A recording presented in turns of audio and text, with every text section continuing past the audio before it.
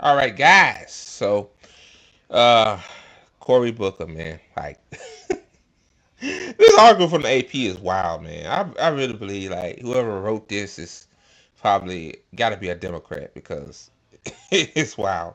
It says Cory Booker sets record with a marathon Senate speech. Will it rally anti-Trump resistance? No.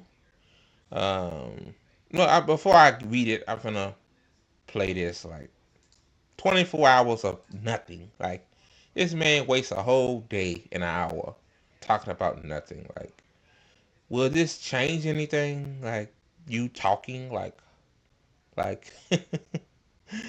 oh god, but I'm gonna play it. Let me play it.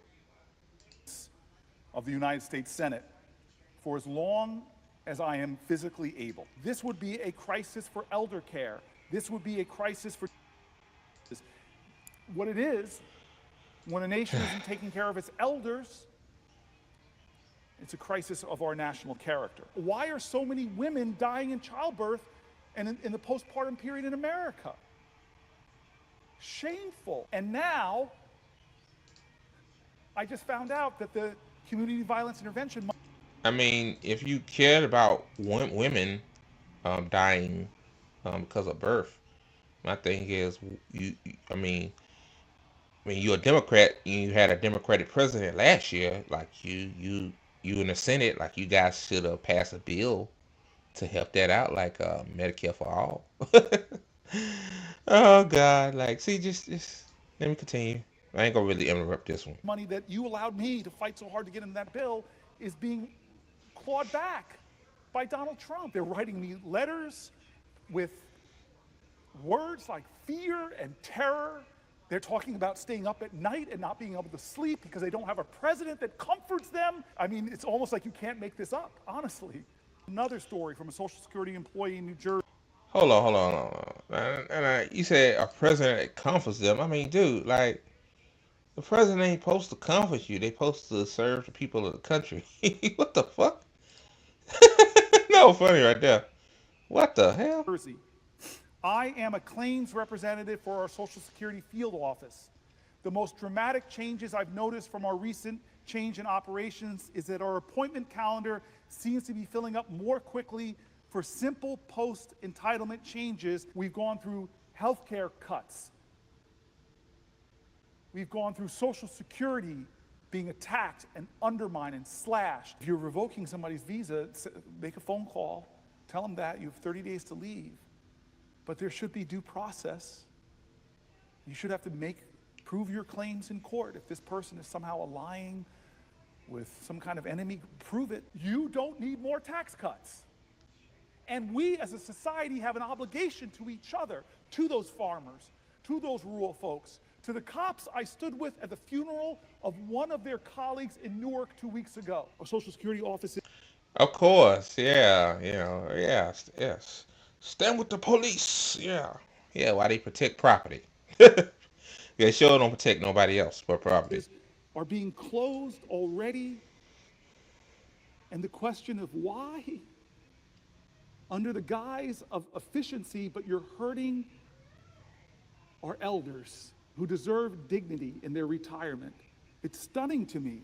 I've had farmers from New Jersey to Texas coming to my office about this president freezing contracts that we approved in a bipartisan manner, putting them in financial crisis. It's not right or left, it's right or wrong.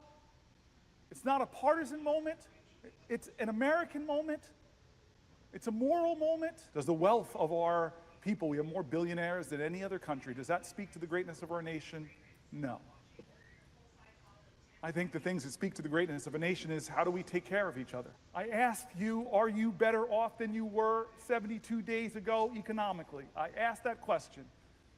Ask it to your friends. Are they better off economically? Well, I mean, people wasn't better off economically even 2 days ago. What are you talking about? Like that's why Biden and Kamala lost because they failed on the economy. Like people are still struggling. Like and also to a genocide as well. But again, like what they always say, it's the economy, stupid. I don't see how they could be because prices are up, stock market's down, The risk of recession is climbing. Consumer confidence is in the gutter. I want to stand here today and tell you I'm going to do everything I can. I'm willing to go to some lengths. But I am inadequate. You are inadequate. We're senators with all of this power, but in this democracy, the power of the people is greater than the people in power. This is a moral moment that more Americans need to stand up and say enough is enough. Moment where judges rule in his favor and he praises them. They just don't rule for him. He drags them and threatens them.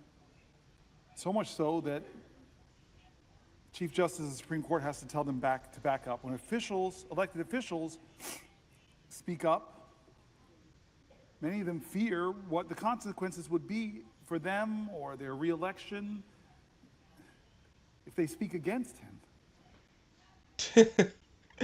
Oh God.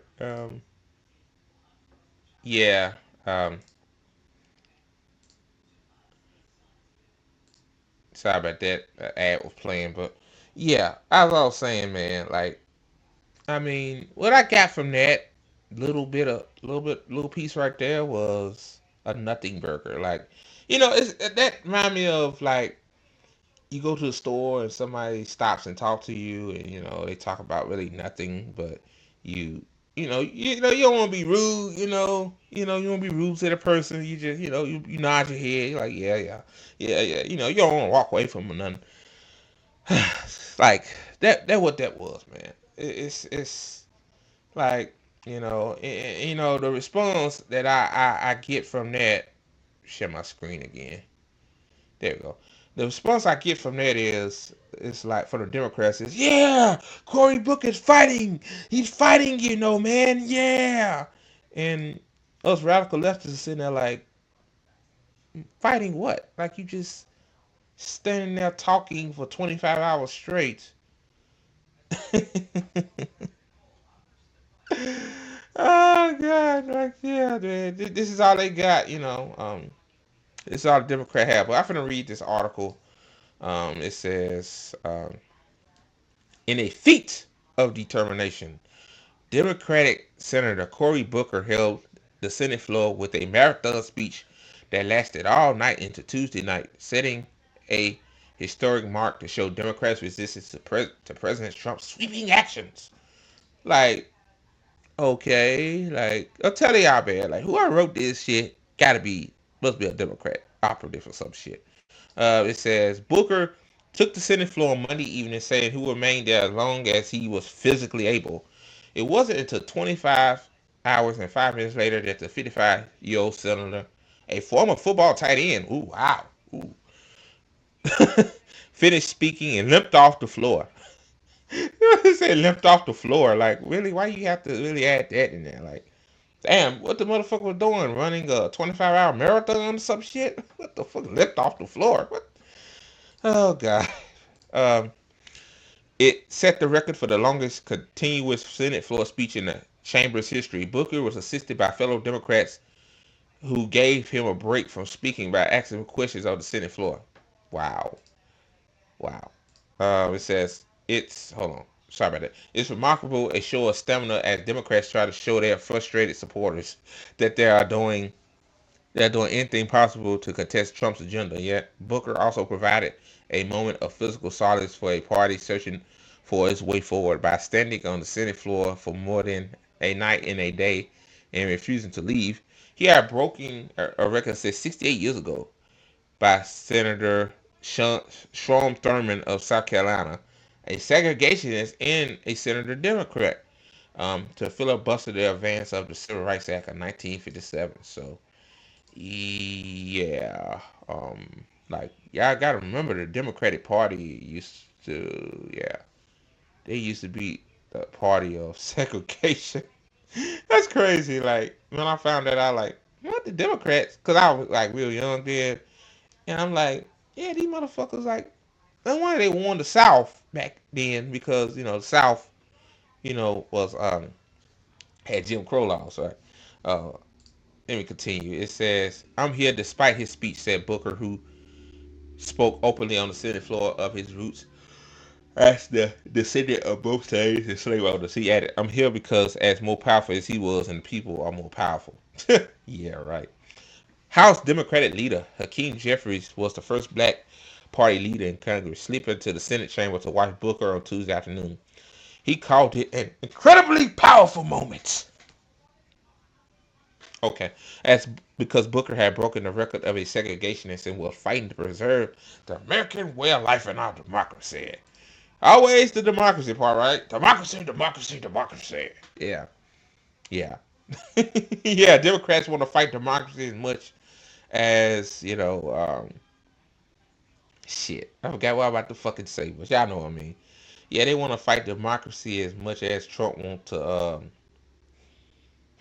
I can't even think of the word, man. Damn, I'm having a brain fart in the middle of the stream. Lord hammers. Yeah, yeah, yeah. I get it. Still, Booker sent his speech on a call for his party to find its resolve, saying, "We all must look in the mirror and say we will do better." Now they won't. These are not normal times in our nation, Booker said as he began the speech Monday evening, and as they should not be treated as such in the United States Senate. The threats of the American people and American democracy are grave and urgent, and we must all do more to stand against them. Well, let me say this: it was a lot of shit y'all could do if y'all actually cared about democracy and people, which you don't. You care about your donors, but Biden had a slim majority in both the House and the Senate. Like y'all still could have got shit done with the conciliation. What it called? Budget reconciliation? I forgot the name of it. Like y'all could have got more stuff done, but you didn't. Instead, instead y'all did the exact opposite.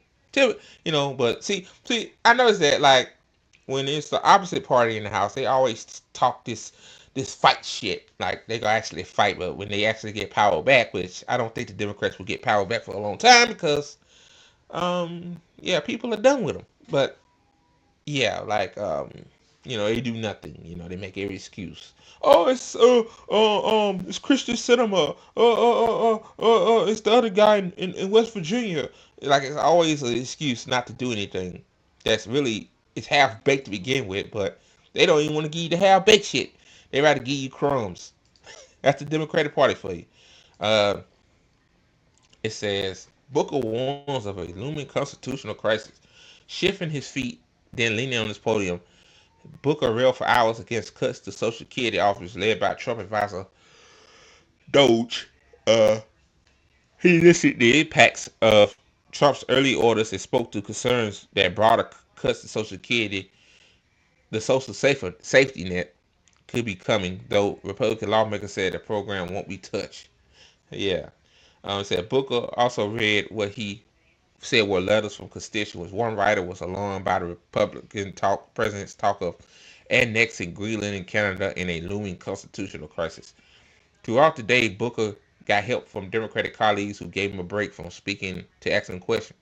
Booker yielded for questions, but made sure he would say he would not give up the floor. He read that line from a piece of paper to ensure that he did not slip inadvertently in his speech. He stayed standing to comply with the Senate rules. I'm gonna read this. It says, "Your strength, your fortitude, your clarity has just been nothing short of amazing, and all of America is paying attention to what you're saying." Oh God, yeah, this guy, yeah, this guy Chuck Schumer, hell, man, that damn Chuck Schumer, hell, boy, that damn Chuck Schumer, something else. Uh, yeah, I'm giving the Republicans whatever they want, but yeah, but Booker's fighting, yay, like these motherfuckers crazy. Man, Chuck Schumer said as he asked Booker a question on the Senate floor, all of America needs to know there are so many problems, the disastrous actions of this administration. So, yeah, man, I'm gonna end it right there. I'm not reading no more of that Democratic base shit.